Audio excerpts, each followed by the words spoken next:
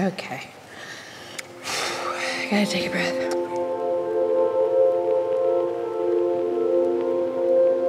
Hi, this is Claire. Probably you're wondering why am I in the hospital. I have CF, cystic fibrosis. You know, it's something that's messed up with your lungs and messed up with your body.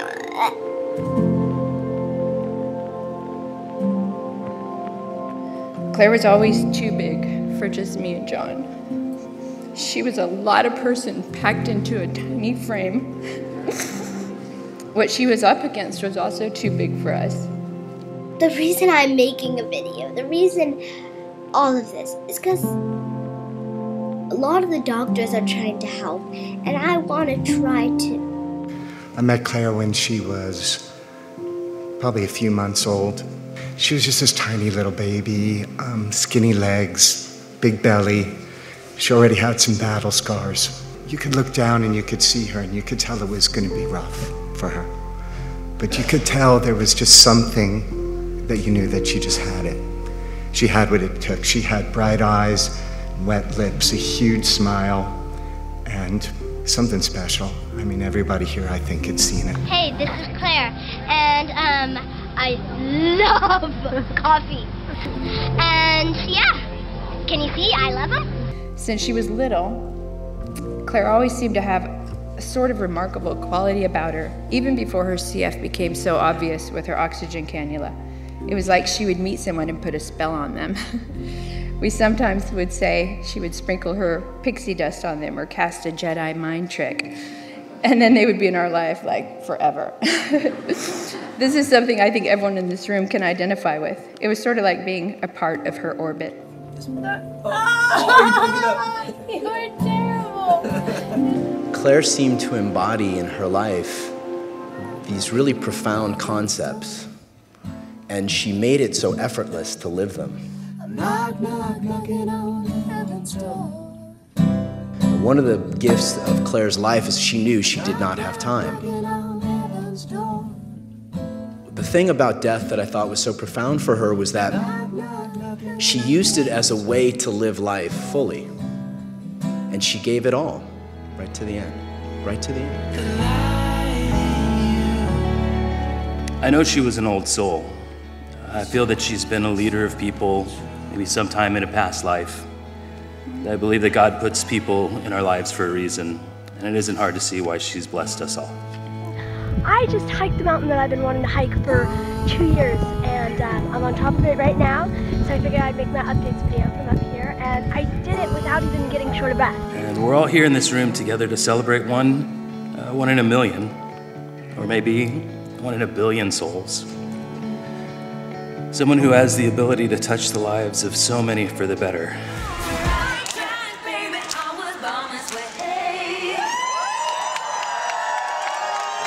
She took this concept of making art from your life and she lived it fully. Part 2. The actual decorating phase. Oh dear. I also want to thank everybody that made Claire Claire. More love than most people get in a lifetime she got in 21 years, and it's still continuing. But the love that you gave that little girl made the gift that the world knows as Claire Wineland. And have your fill of fun. I don't know, sometimes I feel like there's two parts of me and there's two sides of me. There's the inspirational Claire and the Claire with CF who does foundation work and all of that. And then there's the Claire that my friends know, which is a complete fangirl and a dork. And I'm excited to get the chance to kind of be that Claire for a little while, you know what I mean? And just goof out. Terrible. Oh, it's so dark. Oh, I'm just gonna go to sleep. You guys, if everyone in the world had friends like Claire Wineland, it would be a much, much better place. My name is Claire Wineland, and a few months ago, I was just a typical, average, sick kid like yourself. And then Stash It saved my life. Stash it, stash it, stash it, stash it. I said my name is is Claire, and it's time to get funky. I'm Inga B, and I'm living like a monkey. I dedicated a book that I wrote in 2011 to Claire by saying, "It takes a village to raise a child, but this child has raised a village." And if I were writing that today, I would say, this child has raised a consciousness. She has elevated the way that we think and feel about our own humanity. She has changed the world. When your world ain't going right and the struggle dims your shine, I'll be a gold mine. Her big thing was like the fairy world and finding magic. We found so much magic together.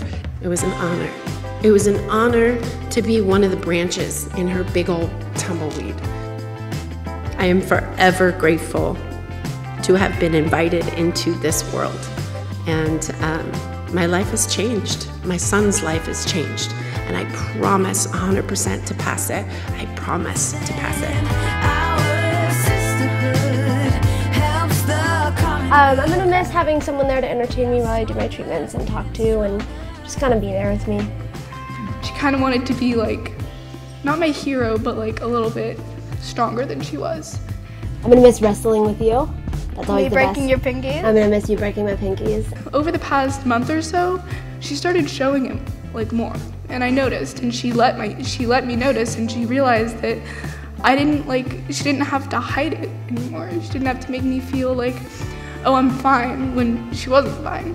I'm gonna miss having someone to put the blame on when someone's angry at me. Excuse me? I mean, it's true. I can really just deflect, be like, you know, Ellie did it. And I think that was probably the best time for me, because I felt like she could be her, and then also her illness was just there.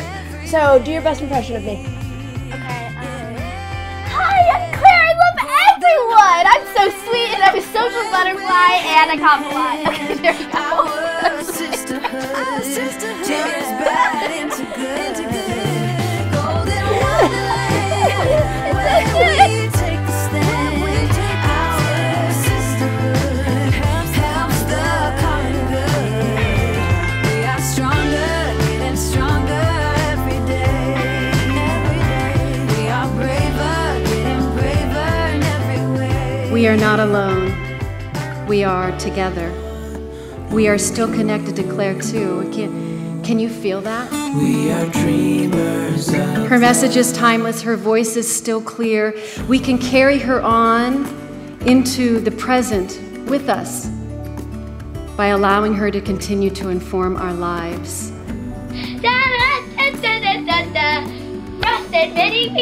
I love you for always, Claire. I will do my best to live this precious life out loud and on purpose, and I will speak your name all the days of my life. So, no, I can't take myself seriously. We love you like never before. And then I got the call that Claire was gone, and my gut clenched inside with the belief that her light had gone out. The world was dimmer. And we wish you all the love. Looking around here, hearing everybody talk. Claire wasn't a light, she was effulgence. And energy doesn't destroy, it doesn't die, it transmutes. She challenged us. It's our turn to spread that life. We have to have perpetual curiosity and wonder, right? And the songbirds are singing like they know the score. That's what needs to happen here. We need to love Claire like she's never been loved before. We love you like never before.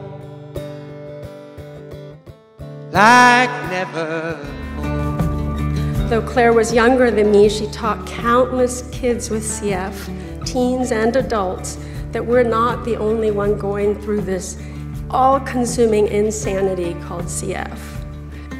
I do believe that Claire is immortal on YouTube. She may be 21, but she's given us enough material to fit 80 years. You know, I'm talking and all of that. So, that's pretty much that. She will show us that we can do something with CF. We can become public speakers. We can live on our own. We can meet Bernie and face a scary transplant. She will be forever an inspirational icon in the CF world, teaching us how to live well with CF. You know, sometimes I think maybe I should just like quit all of this trying to change the way people see sickness and just go be a food critic. Isn't that so wonderful?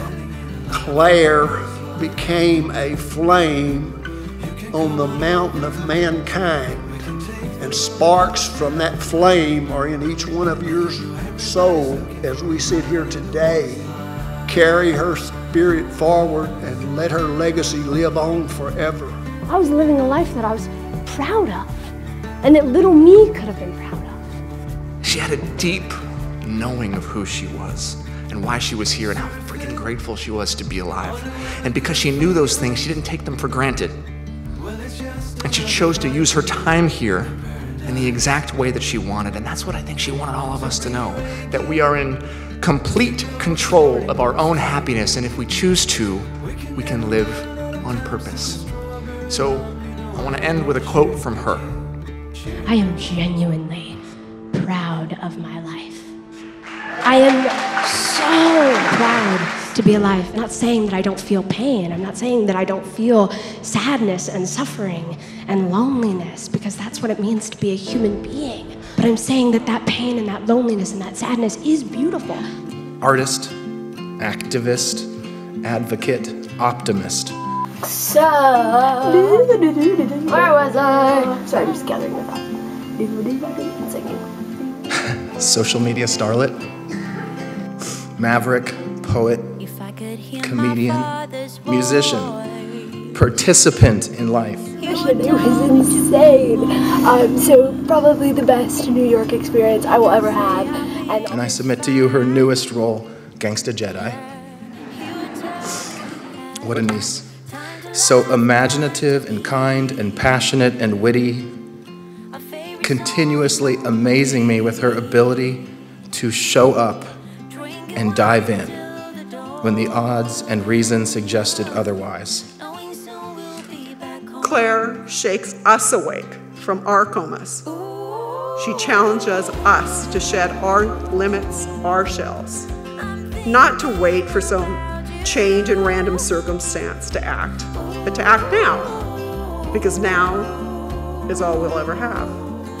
She asked us to have our exhale join hers, to become a gale force wind, to take flight, and to break from that self-imposed chrysalis and let our beautiful butterfly fly free.